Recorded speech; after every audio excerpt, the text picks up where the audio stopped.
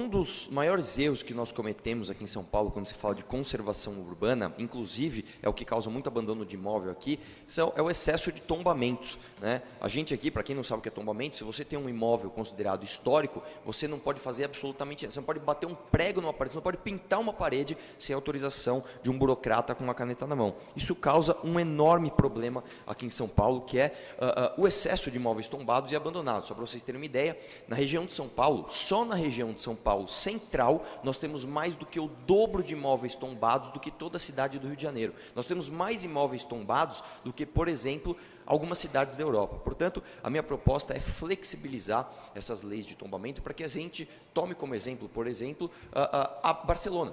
Como é que Barcelona retrofitou todo o seu centro? Não foi a prefeitura dizendo que o cara ia fazer ou não, ou a prefeitura fazendo diretamente. Muito pelo contrário. Você preserva a fachada, continua com aquele aspecto histórico preservado e você dá uso para aquele imóvel. Você traz vida para aquele local. Se você, por exemplo, tem um imóvel que tem uma vocação para ser um restaurante, para ser um museu, para ser alguma coisa que vai trazer vida para o centro de São Paulo, por que você não pode utilizar até que um secretário vá lá e dê uma canetada?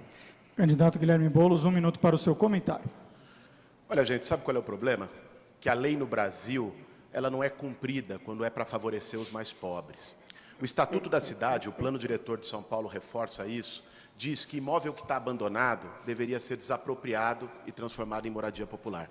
Isso não é feito porque muitas vezes quem está lá tem a sua campanha eleitoral financiada por empreiteira, por fundo imobiliário, pela turma da especulação, e depois fica com o rabo preso.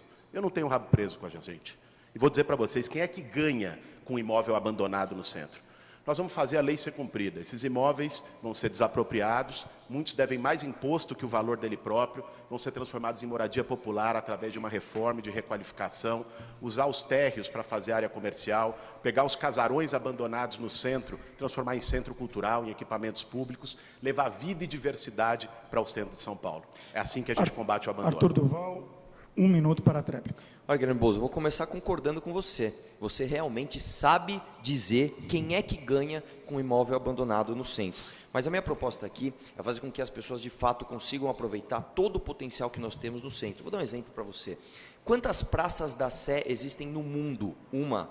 Quantos teatros municipais de São Paulo existem no mundo? 1. Quantos viadutos do chá? 1. E olha o que nós estamos fazendo com a nossa cidade, gente. Se o coração da nossa cidade está abandonado desse jeito, porque a gente confiou em órgãos burocráticos que servem como cabide de emprego, a gente vai demorar mais quanto tempo para ir no sentido reverso?